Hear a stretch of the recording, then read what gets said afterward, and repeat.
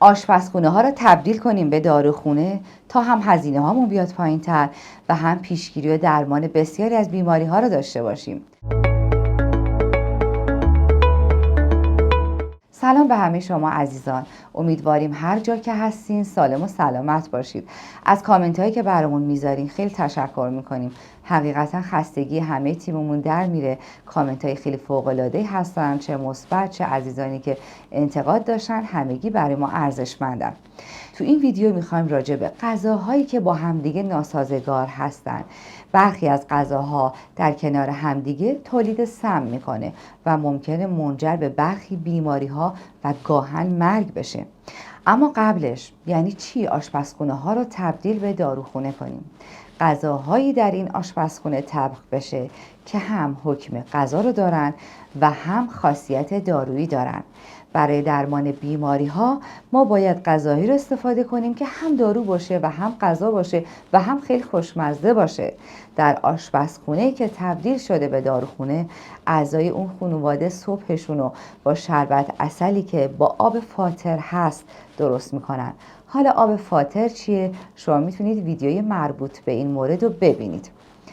آب جوشیده ولر وقتی عسل بهش اضافه میشه و مقداری هم لیمو ترش تازه، این نوشیدنی وقتی در ابتدای صبح استفاده میشه دستگاه گوارش رو پاکسازی میکنه و باعث نیرو دادن به بدن میشه، چرا اینکه شما دارید عسل استفاده میکنید و عسل یک ماده غذایی شفابخش هست. میدونم که آلخ اینجا خیلی براتون پیش میاد، ممکنه عسل ها تقلبی باشن، ما از کجا بدونیم این عسل ها با کیفیت هستن؟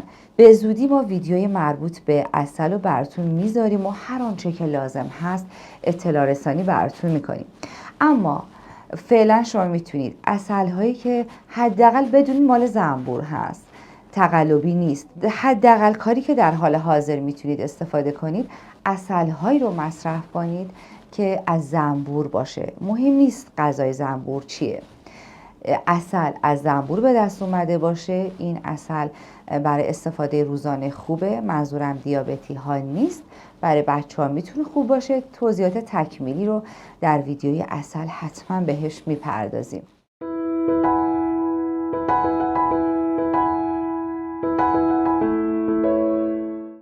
خب چه غذاهایی با همدیگه ناسازگاری دارن؟ حتما اینو خیلی هاتون شنیدین، میگن خربزه رو با عسل نخور، اگه بخوری ممکنه منجر به مرگ بشه.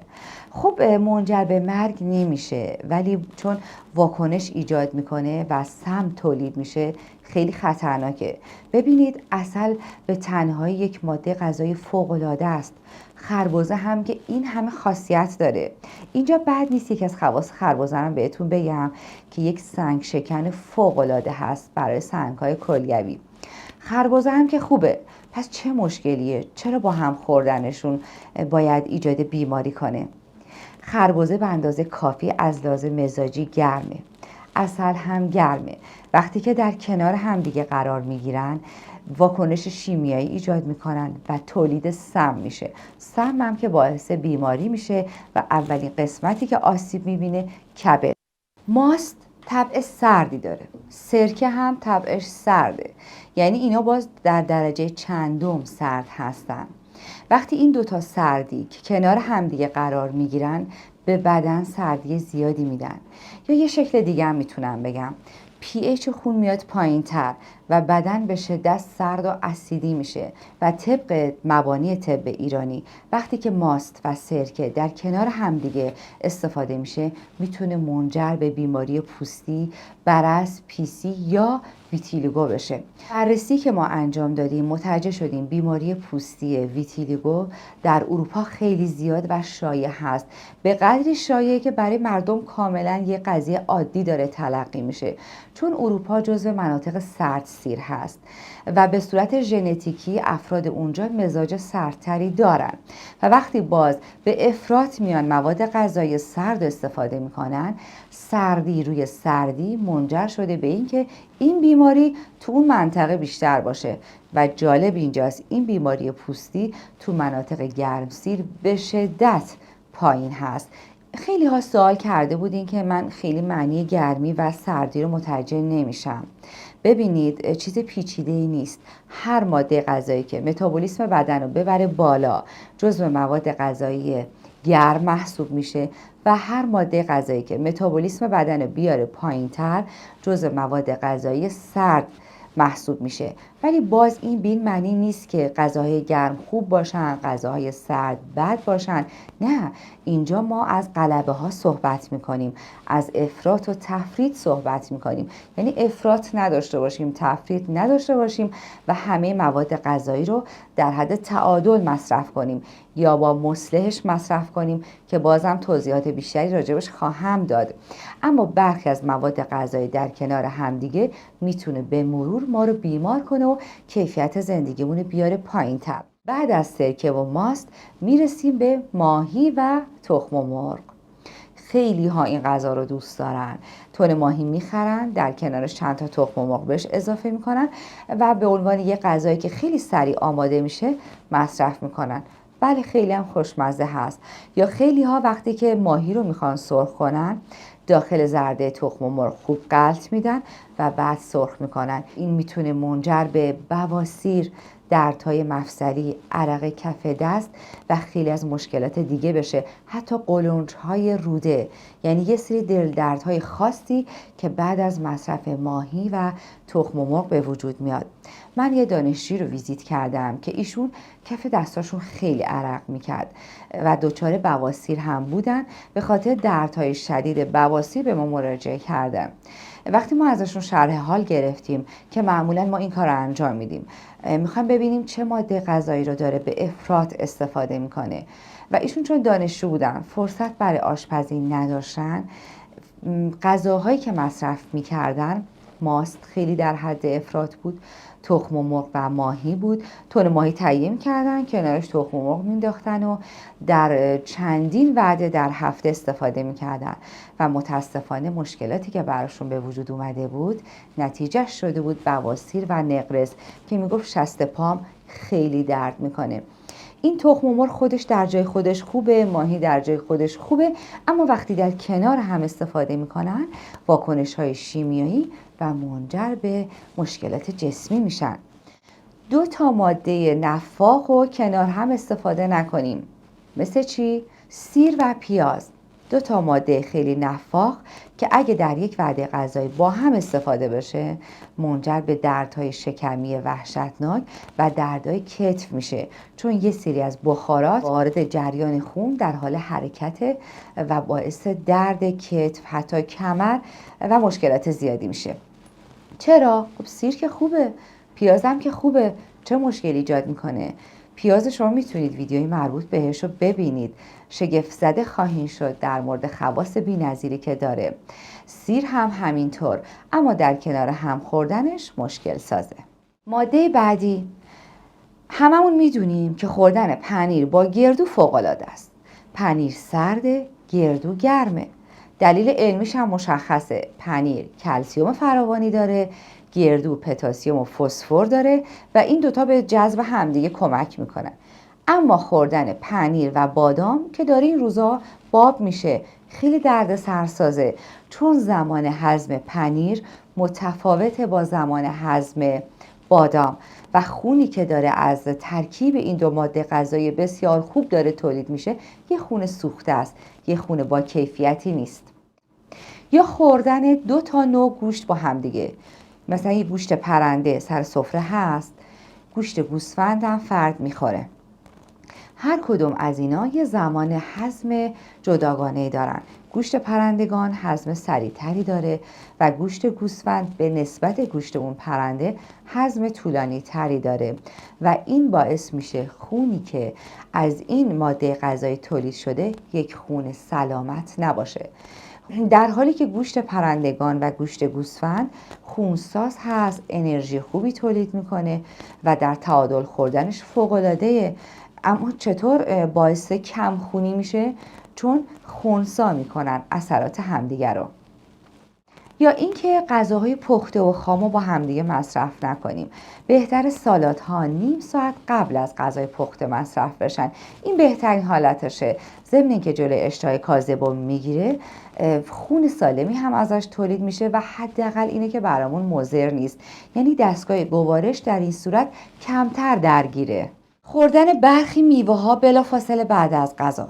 برخی میوه ها عالیه بعد غذا بخوریم، برخی میوه ها مشکل ایجاد میکنه، مثل خربزه بلافاصله بعد از غذا، هندونه بلافاصله بعد از غذا. دیگه دلیلش شما میدونین، به خاطر همون تایم هضمشون با هم دیگه متفاوت هست، تو معده میگنده و خلط خوبی ازش درست نمیشه.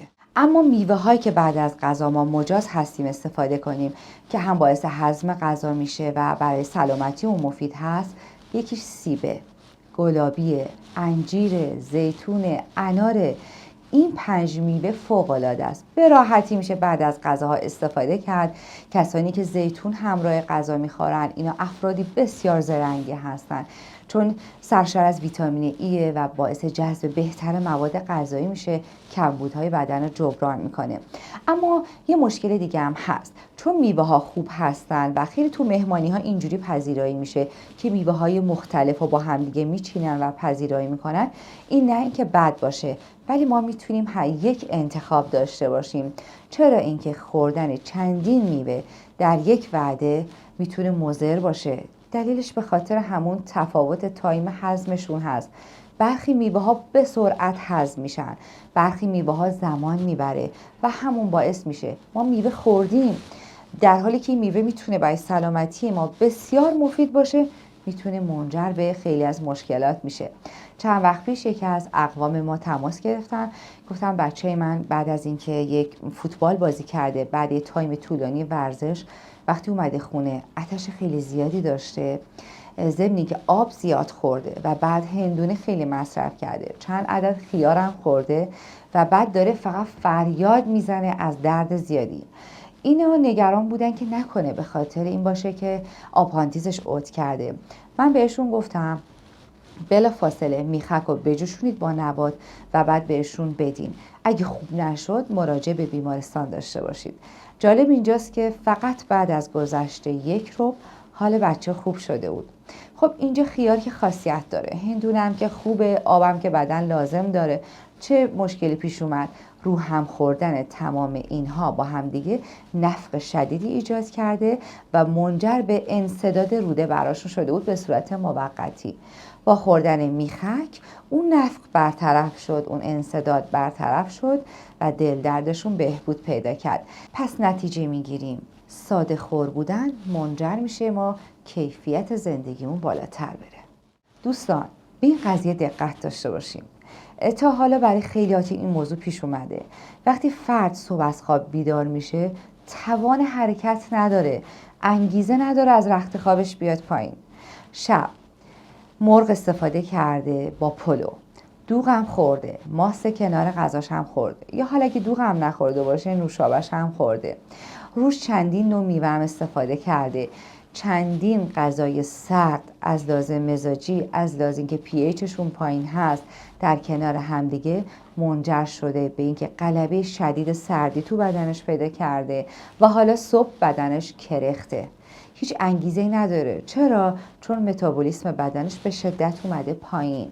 اینجا اگه این کار انجام داده باشیم که بهتر اجتناب داشته باشیم، با خوردن یه چای دارچین پایان بدید به این گرفتگی ها و سردی موضعی که براتون ایجاد شده.